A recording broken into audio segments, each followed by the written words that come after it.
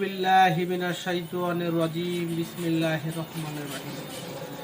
আজ আমি খুব গুরুত্বপূর্ণ কথা বলবো, যে কথা আমাদের মধ্যে খুব শোচনীয় এবং তর্ক বিতর্ক লেগেই থাকে। তো ভাই এবং বোনেদের বলবো যে তোমরা তর্ক বিতর্কের মধ্যে যেও না। আর আমার রাসূলুল্লাহ সাল্লাল্লাহু আলাইহি সাল্লাম শেখায়নি যে তোমরা ঝগড়া করো। আমার রাসূল শিখিয়েছেন আমরা মহব্বতের সঙ্গে থাকব। তো বিষয় হচ্ছে যে নামাজ, তারাবির যে নামাজ, সেই নামাজ 20 রাকাত না 8 রাকাত। অ্যাকচুয়ালি আমার রাসূলুল্লাহ সাল্লাল্লাহু আলাইহি সাল্লাম তারাবির নামাজ কখনো 8 রাকাত পড়েছেন, কখনো 20 রাকাত পড়েছেন এবং সাহাবাগণ 20 রাকাত পড়েছে, এটাই হাদিসে প্রমাণ পাওয়া যায়। এবং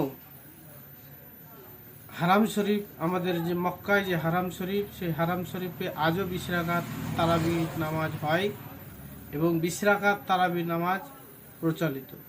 অ্যাকচুয়ালি এই নামাজের প্রতি মানুষ এত মুগ্ধ হয়েছে, এত খুশি পেয়েছে যে তারা মন ভরে ইবাদত করেছে।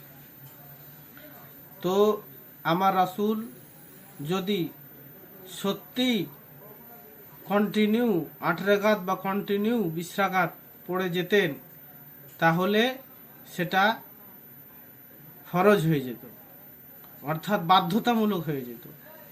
তাই বলবো যে নামাজ কন্টিনিউ করুন।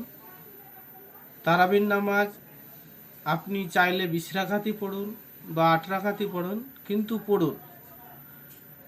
আপনি 8 রাকাত পড়ুন তাও চলবে, 20 রাকাত পড়েন তাও চলবে। তো যেহেতু ইবাদতের মাস, সেহেতু আমরা যত বেশি ইবাদত করব ততই নেকি।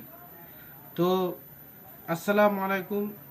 আপনারা এই বিষয়টা মাথায় ঢোকাবেন এবং ভাববেন। আসসালামু আলাইকুম।